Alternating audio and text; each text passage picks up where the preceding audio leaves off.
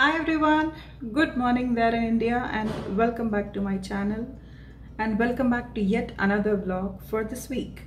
So இன்னைக்கு வந்து ரொம்ப இன்ட்ரெஸ்டிங்கான ஒரு தொக்கு வெரைட்டி தக்காளி தொக்கு தான், but it's going to be like all purpose தக்காளி தொக்கு, ஒரு வெர்சடைலான ஒரு டிஷ். என்னுடைய ஸ்டைலில் அது எப்படி மல்டி யூஸ் பண்ணலாம், எப்படி ப்ரிசர்வ் பண்ணலாம் எல்லாமே ஷேர் பண்ணியிருக்கேன்.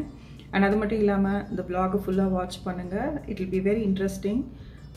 To begin with, if you have not subscribed to my channel so far, please hit the subscribe button and click the bell icon right there so that நான் videos upload பண்ணும்போது உங்களுக்கு notification வரும். இப்போது நான் சமைக்க ஆரம்பிக்கிறதுக்கு முன்னாடி நான் எப்பயுமே சொல்லுவேன், சமைக்கும்போது கண்டிப்பாக ஒரு பசி இருக்கும், எனக்கு கண்டிப்பாக இருக்கும். ஸோ நான் ஏதாவது எனக்கு பிடிச்ச ஐட்டம், ஃப்ரூட்ஸாக இருக்கலாம், ஸ்வீட்ஸாக இருக்கலாம், something I will be having around me, சாப்பிட்டுட்டே தான் நான் குக் பண்ணுவேன். பசியோடு குக் பண்ணாதீங்க, இட் இஸ் ரொம்ப ரொம்ப கஷ்டமான விஷயம் லைஃப்பில். எனக்கு ஃபீல் பண்ணுறது என்ன அப்படின்னா பசியில் சமைக்கிறது. ஸோ இன்றைக்கி நான் ரீல்ஸ்லையா ஷார்ட்ஸ்லையா எதில் பார்த்தேன்னு தெரியல, இந்த குலாப் ஜாமுனுடைய டின் ஓப்பன் பண்ணுறதுக்கான ஒரு டிப், அதான் நான் ஸ்பூனோட ரெடியாக இருக்கேன். ஸோ நான் குலாப் ஜாமுன்ஸ் அப்புறம் ஸ்ட்ராபெரி இதெல்லாம் சாப்பிட்டுட்டே தான் ஒர்க் பண்ண போகிறேன், சமைக்க போகிறேன். ஸோ குலாப் ஜாமுன் எப்படி ஓப்பன் பண்ணுறதுன்னு ட்ரை பண்ணலாமா, ஒர்க் ஆகுதா பார்ப்போம். சரிங்க, இது இந்தியாவிலேருந்து எடுத்துகிட்டு வந்த குலாப் ஜாமுன். எனக்கு ரொம்ப ரொம்ப ரொம்ப பிடிச்ச ஸ்வீட்டு குலாப் ஜாமுன் தான், அதுக்கப்புறம் ரசகுல்லா. ஸோ அது ரீல்ஸில் நான் ஒரு ட்ரிக் பார்த்தேன், இந்த ஸ்பூனை வச்சு இதை ரிவர்ஸில் அப்படி எடுத்தால் ரொம்ப ஈஸியாக அந்த டின் ஓப்பன் ஆகிடுமா அப்படின்ட்டு. ஸோ ஃபர்ஸ்ட் கத்தியால் நான் லைட்டாக ஒரு லிஃப்ட்டு கொடுத்துக்கிட்டு ஸ்பூனை உள்ளே விட்டு, ஆக்சுவலாக நான் பண்ணுறதை பார்த்தாலே உங்களுக்கு சிரிப்பு வரும், ஏன்னா எல்லா டைரெக்ஷன்லேயும் ஸ்பூனை விட்டு இழுத்து பார்த்தேன், எனக்கு வரவே இல்லை, பயங்கர ஹார்டாக இருந்தது அந்த டின். அண்டு ஸ்பூன் பார்த்திங்கன்னா வளைய ஆரம்பிச்சிடுச்சு. ஸோ எனக்கு it was a flop show. தெரியல அவங்க எப்படி இது ட்ரிக் பண்ணுறாங்க அப்படிங்கிறது எனக்கு தெரியல. ஸோ ஃபைனலாக நான் கையாலேயே மெதுவாக அப்படி ஓப்பன் பண்ணிட்டேன். எனக்கு இது ரொம்ப பயம் ஆக்சுவலாக ஓப்பன் பண்ணுறது, ஏன்னா நான் நிறைய தடவை கையில் கிழிச்சிட்ருக்கேன், இந்த ஆர்வத்தில் ஸ்வீட் சாப்பிடணும் அப்படிங்கிறதுல ஸ்பீடாலாம் கையை கிழிச்சிருக்கேன்.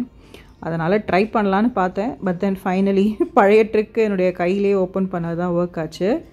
ஸோ குலாப் ஜாமுன் எடுத்து சாப்பிட்டுட்டே சமைக்கலாம் அப்படின்னு இருந்தேன். வாங்க இப்போ தக்காளி தொக்கு எப்படி செய்கிறதுன்னு பார்க்கலாமா.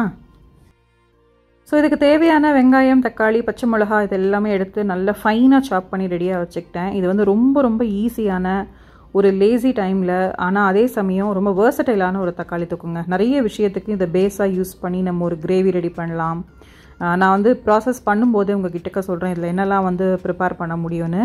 இதுக்கு நடுவில் நான் குலாப் ஜாமுன், ஸ்ட்ராபெரி எல்லாமே சாப்பிட்டுட்டு கொஞ்சம் தெம்பாக சமைக்கலாம் அப்படின்னு சொல்லிட்டு நான் சாப்பிட்டுட்டு இருந்தேன். நான் யூஸ்வலாகவே இப்படி தான் பண்ணுவேன், ஏதாவது சாப்பிட்டுட்டே குக் பண்ணுவேன், ஸோ தட் என்னோடய பசி எனக்கு தெரியாமல் இருக்கிறதுக்காக. ஸோ இங்கே ஒரு ஹெவி பேஸ் கடாய் வச்சுக்கோங்க, நல்ல பாட்டம் ஹெவியாக இருக்கணும், அது ரொம்ப important. 2 spoon regular oil and 2 spoon Mantra கடலை எண்ணெய், இதுவும் இந்தியாவிலேருந்து எடுத்துகிட்டு வந்தது, இப்போது அது யூஸ் பண்ணியிருக்கேன். இதில் சோம்பு ரொம்ப ரொம்ப முக்கியம். சோம்பு தான் இதுக்கான டேஸ்ட், ஃப்ளேவர் எல்லாமே உங்களுக்கு கொடுக்கும். ஸோ கண்டிப்பாக சோம்பு ஆட் பண்ணிக்கோங்க. சோம்பு பொரியும் போது கூடவே பார்த்திங்கன்னா கடுகு ஒரு டேபிள் ஸ்பூன் ஆட் பண்ணியிருக்கேன். ரெண்டும் சேர்ந்து நல்லா பொரிஞ்ச உடனே கொஞ்சமாக கருவேப்பிலை ஆட் பண்ணியிருக்கேன். இது என்னோடய கார்டன்லேருந்து எடுத்த கருவேப்பிலை, நான் காமிக்கிறேன் உங்களுக்கு. அண்ட் நெக்ஸ்ட் ஃபைனாக சாப் பண்ணியிருக்கிற வெங்காயம் அண்ட் பச்சை மிளகா, இதை ரெண்டுத்தையும் போட்டு நல்லா வதக்கணும். சூப்பராக அந்த வெங்காயம் நல்லா ப்ரௌன் ஆகி கிறிஸ்பியாக ஆகிற ஸ்டேஜ் வரைக்கும் நம்ம பொறுமையாக அதை வதக்கி விடணும். ஏன்னா இது நீங்கள் ஸ்டோர் பண்ணிக்க போகிறேன். நான் ஒரு 2 to 3 days or even 4 days இது நீங்கள் ஒரு கிளாஸ் ஜார்லேயோ இல்லை ஒரு பாக்ஸ்லேயோ போட்டு ஸ்டோர் பண்ணி வச்சிங்க அப்படின்னா நிறைய நாளைக்கு நல்லாயிருக்கும். பிளாஸ்டிக் மட்டும் அவாய்ட் பண்ணணும். ஸோ வெங்காயம் இந்த மாதிரி நல்லா வதங்கினோன்னே பொடி பொடியாக கட் பண்ணியிருக்கிற தக்காளி ஆட் பண்ணியிருக்கேன். இதில் ஒரு சில பேர் தக்காளி அரைச்சும் சேர்ப்பாங்க, பட் எனக்கு இந்த மாதிரி சேர்க்கும் போது தான் ரொம்ப பிடிக்கும். அரைச்சி சேர்த்தோம் அப்படின்னா அது ஒரு சட்னி மாதிரி இருக்குமோ அப்படிங்கிற ஒரு ஃபீல். பட் தென் உங்களுக்கு அரைச்சி சேர்த்துக்கணுன்னா ப்ளீஸ் கோ ஹெட். ஸோ நான் பூண்டு அதெல்லாம் எதுவுமே இதில் சேர்க்கலை, ஏன்னா இது ஒரு பேஸ் டிஷ்ஷாக இருக்க போகுது அப்படிங்கிறதுனால.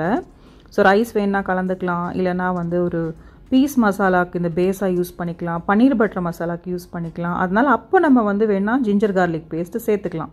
அதனால் இதில் நான் எதுவுமே சேர்க்கலை. ஜஸ்ட்டு ஃபஸ்ட்டு இதுக்கு தேவையான அளவுக்கு உப்பு, இந்த தக்காளி தொக்குக்கு தேவையான அளவுக்கு உப்பு மட்டும் போட்டுட்டு கொஞ்சோண்டு பெருங்காய பொடியை ஆட் பண்ணிவிட்டு இது நல்லா சாட்டே பண்ணிவிட்டு கவர் பண்ணி வைக்க போகிறேன். ஒரு 5 நிமிஷம் நம்ம கவர் பண்ணி வைக்கலாம். ஸோ அடுப்பு சிம்மில் தான் வச்சுருந்தேன் 5 minutes. இப்போ பார்த்திங்கன்னா தக்காளி நல்லா அப்படியே தண்ணியெல்லாம் விட்டு நல்லா அப்படியே உங்களுக்கு நீங்கள் கரண்டி போட்டு கலரும் போதே பார்த்தீங்கன்னா நல்லா கரைஞ்சி போய் ஒரு பியூர் எஃபெக்ட்டுக்கு அது குக் ஆகிருக்கும். ஸோ இந்த மாதிரி ஸ்டேஜ் வரும்போது தான் நம்ம வந்து இந்த ட்ரை பவுடர்ஸ் எல்லாமே ஆட் பண்ணணும். ஃபஸ்ட்டே ஆட் பண்ணோம் அப்படின்னா அது தக்காளி வந்து தனித்தனியாக அப்படியே இருக்கும் உங்களுக்கு. ஸோ உப்பு போட்டு கரைஞ்சி இந்த மாதிரி வந்த உடனே நான் இதுக்கு தேவையான பொடி வகைகள்லாம் ஆட் பண்ணுறேன். ஃபர்ஸ்ட் வந்து மஞ்சள் பொடி ஆட் பண்ணிக்கிறேன். அண்ட் நெக்ஸ்ட் வந்து நம்ம வீட்டில் ரெகுலராக யூஸ் பண்ணுற சாம்பார் பொடி இல்லைனா குழம்பு மிளகா பொடி இருக்கும் இல்லையா, அதுதான் ஆட் பண்ணியிருக்கேன். ஒரு 2 ஸ்பூன் ஆட் பண்ணியிருக்கேன். அண்ட் ஒரு ஃப்ளேவருக்காகவும் ஒரு கலருக்காகவும் ஜஸ்ட் ஒரு 1/2 டேபிள் ஸ்பூன் காரமிளகா பொடி. என்னோடய ஸ்பூன்லாம் பார்த்தீங்கன்னா குட்டி குட்டியாக தான் இருக்கும். அதனால் நான் எனக்கு தேவையான அளவு ஆட் பண்ணியிருக்கேன். உங்களுக்கு எவ்வளோ காரம் உப்புலாம் பிடிக்குமோ நீங்கள் ஆட் பண்ணிக்கோங்க. அண்ட் ஒரு 1/2 கப் கிட்டக்க தண்ணி ஆட் பண்ணிக்கோங்க. ஸோ இது தண்ணியில் இந்த பொடி வகைகள் அப்புறம் தக்காளி இதெல்லாமா சேர்ந்து நல்லா பிளெண்ட் ஆகி ரா ஸ்மெல் போய் குக் ஆகணும்.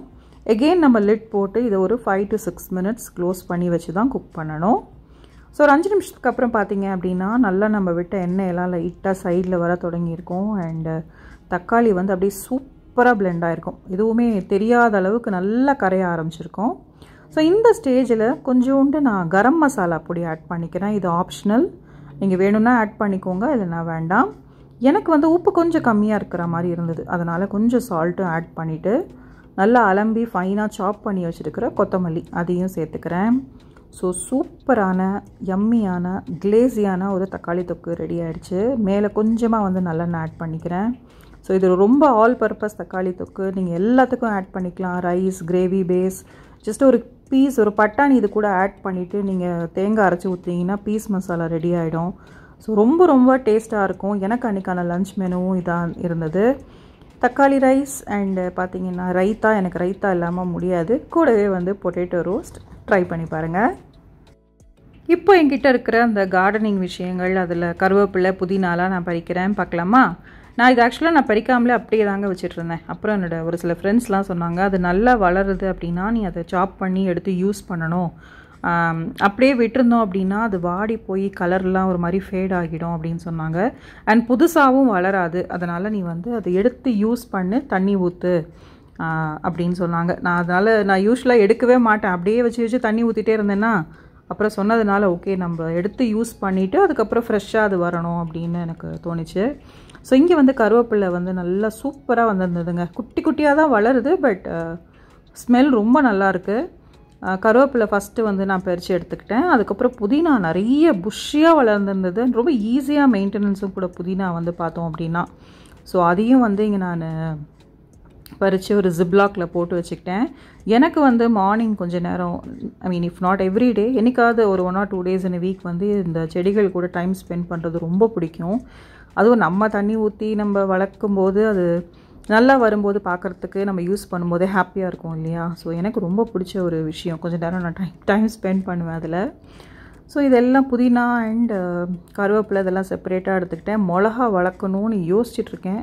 Well let me think about it. அதை நான் பண்ணணும்னு நினைக்கிறேன். ஸோ இது செக் பண்ணிகிட்டே இருக்கும்போது பார்த்திங்கன்னா எங்களுடைய காண்டோவில் இருக்காங்க, ஒரு ஃப்ரெண்ட் இருக்காங்க. அவங்க வந்து ஒரு ஃப்ளவர் எடுத்துகிட்டு வந்தாங்க. ஐ மீன் ஃப்ளவர்னால் செடி. அது வந்து ரொம்ப ஈஸி வந்து மெயின்டைன் பண்ணுறது. நீ அந்த இலையை எடுத்து ஜஸ்ட்டு நீ தனியாக எங்கே போட்டு ஒரு இதில் வச்சாலுமே உனக்கு வந்து பூ வளர ஆரம்பிச்சிரும் அப்படின்னு சொன்னான். அண்ட் அது வேறு எனக்கு நட்டு கொடுத்து அதில் தண்ணி ஊற்றி இப்படிலாம் பண்ணு அப்படின்னு பேசிக்கான இன்ஸ்ட்ரக்ஷன்ஸ் எல்லாம் வந்து கொடுத்தாங்க. ஸோ ட்ரை பண்ணலான்னு அந்த கருவேப்பிலை கூடியே தான் வச்சுருக்கோம். ஏன்னா அதில் ஆல்ரெடி ரூட் நல்லா ஸ்ட்ராங்காக இருக்குது, மண்ணும் நல்லா இருக்குது அப்படிங்கிறதுனால. ஸோ ட்ரை பண்ணலாம். சப்போஸ் வந்து பூ வளர்ந்துச்சு அப்படின்னா நான் அதையும் உங்கள் எல்லாருக்கிட்டேயும் ஷேர் பண்ணுறேன். இதெல்லாம் முடிச்சுட்டு எல்லா செடிக்கும் வந்து நல்லா தண்ணி விட்டுட்டு நான் நிறைய தடவை அரிசி களைஞ்ச தண்ணியும் பருப்பு களைஞ்ச தண்ணியும் ஆட் பண்ணுவேங்க.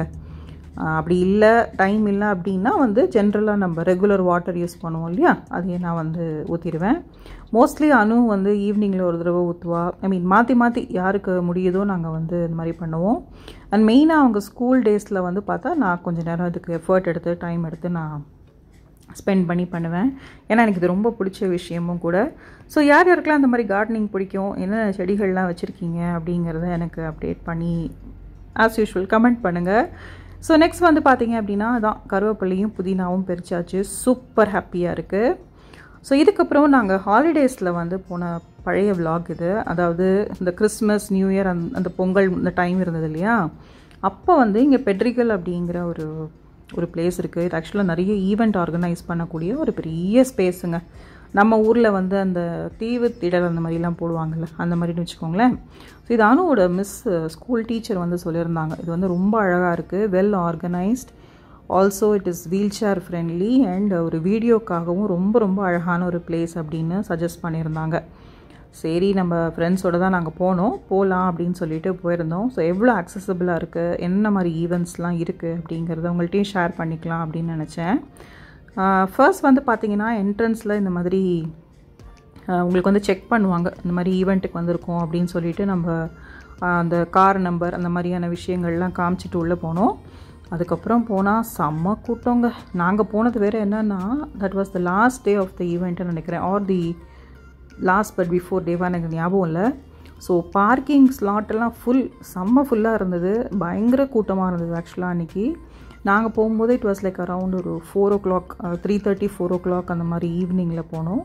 அண்ட் எல்லா இடத்துலையுமே வந்து ரேம்ப் இருந்ததுங்க, எங்கேயுமே வந்து ஸ்டெப்ஸு இருந்ததோ இல்லை நம்ம ஆக்சஸ் பண்ண முடியாமலோ அந்த மாதிரி எங்கேயுமே இல்லை. நம்ம அந்த ஈவெண்ட் த்ரூ அவுட் போய் நம்ம ரைட்ஸ் போகிற வரைக்குமே வந்து எல்லா இடங்கள்லையுமே ரேம்ப் இருந்தது. கண்டிப்பாக அதை வந்து இங்கே அப்ரிஷியேட் பண்ண வேண்டிய ஒரு விஷயம். நான் நம்ம ஊரில் நிறைய இடத்துல ஈவெண்ட்ஸ்க்கெலாம் போயிருக்கேன், அது உள்ளே என்டர் பண்ணுற வரைக்கும் தான், அதுக்கப்புறம் ஒரு இடத்துலையும் ஸ்டெப்ஸ் தான் இருக்குங்க.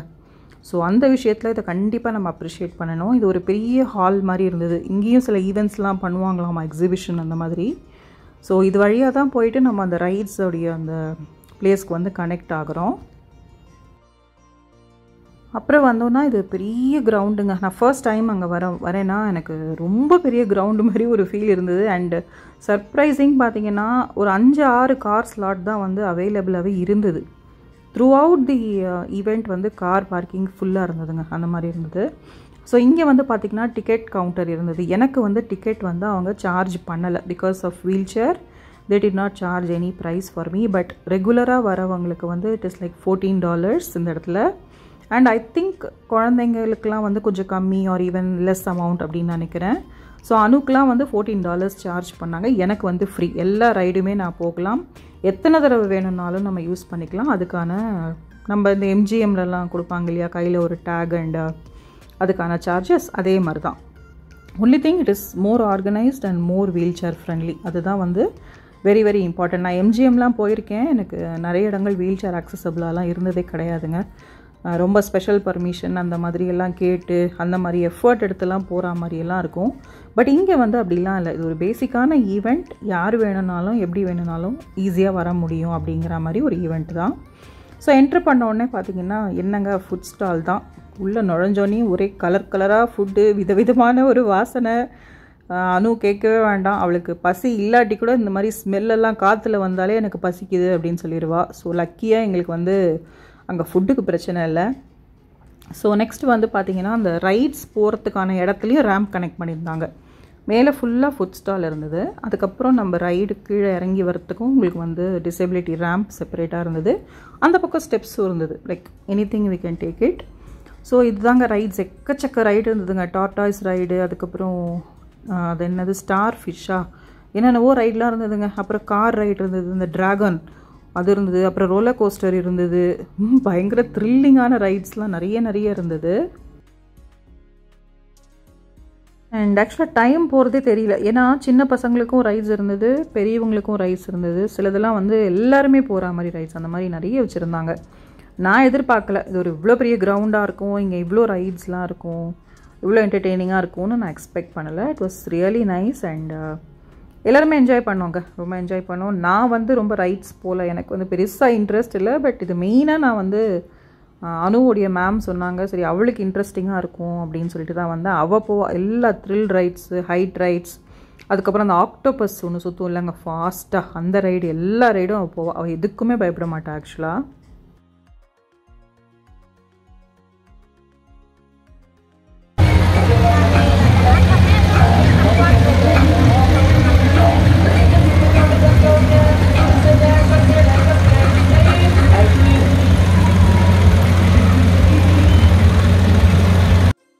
ஸோ நான் வந்து இந்த ஒரு ரைட் தான் போனேன், ஆக்டோபஸ் ரைடு. ரொம்ப ஜாலியாக இருந்தது. இது ஒன்றே ஆக்சுவலாக பயங்கர த்ரில்லிங்காக இருந்தது. ஒரு பாயிண்டில் வந்து நிறுத்துங்க அப்படின்னு கத்த ஆரம்பிச்சிட்டேன். ஆக்சுவலாக அப்படி இருந்தது, பார்க்குறதுக்கு ரொம்ப ஹைட்டு போகாத மாதிரி இருந்தது. பட் உட்காந்து போகணும் அப்படின்னா பயங்கர த்ரில்லிங்காக தாங்க இருந்தது. ஃபோனை வேறு கையில் வச்சுக்காதீங்க அப்படின்னு கன்ஃபியூஸ் பண்ணிட்டாங்க. ஏன்னா அது ஹைட் போகும்போது கீழே விழுந்துரும் அப்படின்னு. ஸோ நாங்கள் அதை எல்லாத்தையும் வந்து பத்திரமா ஒரு இடத்துல வச்சுட்டு அதுக்கப்புறமா தான் அந்த ரைட் போனோம். இது வந்து இந்த கிரவுண்ட் ரைட்லேயே வந்து ஆப்போசிட்டில் பார்த்தீங்கன்னா சேம் காம்ப்ளெக்ஸ் தான். அதுக்குள்ளேயே வந்து பசங்களுக்காக செப்பரேட்டாக வந்து ஒரு இது போட்டிருந்தாங்க. இதுதான் அந்த ஈவெண்ட்டோட பேர், பெட்ரிகல் அப்படிங்கிறது தான் அந்த இடத்தோட பேர். இந்த ஜம்பிங் கேசல், அதுக்கப்புறம் அந்த புல்லில் உட்காந்து அது சுற்றும் இல்லை, அந்த மாதிரி மெயினாக கிட்ஸ்க்காக தான் செப்பரேட்டாக ஒரு லெஸ் தேன் ஒரு 8 years குழந்தைங்களுக்காக போட்டிருந்தாங்க. பட் இதுக்கு செப்பரேட்டாக பே பண்ணணுங்க. நம்ம வந்து ஆல்ரெடி என்ட்ரன்ஸில் பே பண்ணோம் இல்லையா, அந்த சார்ஜஸ் வந்து இது அப்ளிகபிள் கிடையாது. We have to pay separately. So அது முடிச்சுட்டு அதுக்கப்புறமா நாங்கள் வந்து ஆல்மோஸ்ட் கிளம்புற டைம் ஆகிடுச்சு. இட் வாஸ் 7:30 8 o'clock ஆகிடுச்சு எங்களுக்கு. பார்த்தோன்னா இதுங்க பேர் என்ன, ஃபயர் ஒர்க்ஸ் போட்டிருந்தாங்க. சூப்பராக இருந்தது, ரொம்ப ரொம்ப அழகாக இருந்தது இந்த பாட்டு. இதில்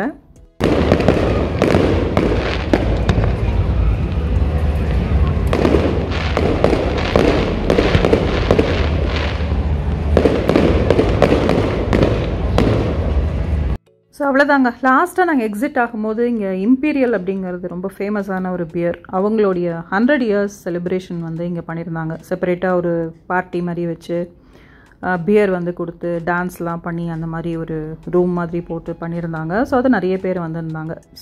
So yes friends, that's the end of this vlog and I'm sure you all would have enjoyed. Thank you so much for supporting and please keep supporting. See you all soon in my next vlog. Take care and bye bye.